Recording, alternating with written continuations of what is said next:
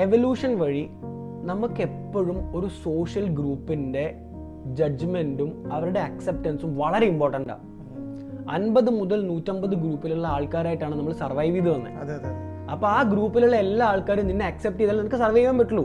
അവർ നിന്നെ ഗ്രൂപ്പിൽ നിന്ന് പിടിച്ച് പുറത്താക്കിയാൽ നീ സർവൈവ് ചെയ്യില്ല. പുലിയോ കടുവയോ സിംഹോ പിടിച്ച് നമ്മൾ ചത്തുപോകും. സോ അപ്പോൾ ആ ഗ്രൂപ്പിൻ്റെ അക്സെപ്റ്റൻസ് എന്ന് പറയുന്നത് സർവൈവലിന് ഭയങ്കര ഇമ്പോർട്ടൻ്റാണ്. ഒരു ട്രൈബായി നിന്നാൽ മാത്രമേ എനിക്കവിടെ സർവൈവൽ ഉള്ളൂ. ഞാൻ ഒറ്റപ്പെട്ട എനിക്ക് സർവൈവൽ ഇല്ല. അതുകൊണ്ട് ബ്രെയിൻ എങ്ങനെ വയർ ചെയ്തു?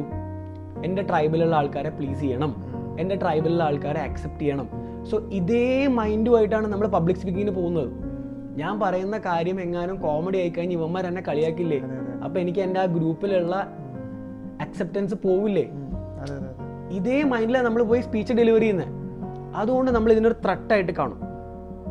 ബിക്കോസ് പണ്ട് പുലി പിടിക്കുന്നതും സിംഹം പിടിക്കുന്നതുമാണ് ത്രട്ട് എങ്കിൽ ഗ്രൂപ്പ് റിജക്ട് ചെയ്താൽ, ഇന്ന് ഇവർ റിജക്ട് ചെയ്ത് കഴിഞ്ഞാൽ നമുക്ക് പ്രത്യേകിച്ച് കാര്യമായിട്ടുള്ള ത്രട്ടൊന്നുമില്ല. അവർ നമ്മളെ കളിയാക്കും, അത് കഴിഞ്ഞ് നമ്മൾ നമ്മുടെ ലൈഫായിട്ട് മുന്നോട്ട് പോകും.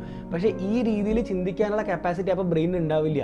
നമ്മുടെ പണ്ടത്തെ എവല്യൂഷൻ വഴി നമ്മൾ ജനറേറ്റ് ചെയ്യുന്ന ബ്രെയിനിൽ നിന്ന് നമ്മൾ ചിന്തിക്കുക, ഓ ഇവന്മാരെന്തെങ്കിലും നെഗറ്റീവായിട്ട് പറഞ്ഞാൽ ഭയങ്കര പ്രോബ്ലം നമ്മൾ ചിന്തിക്കും.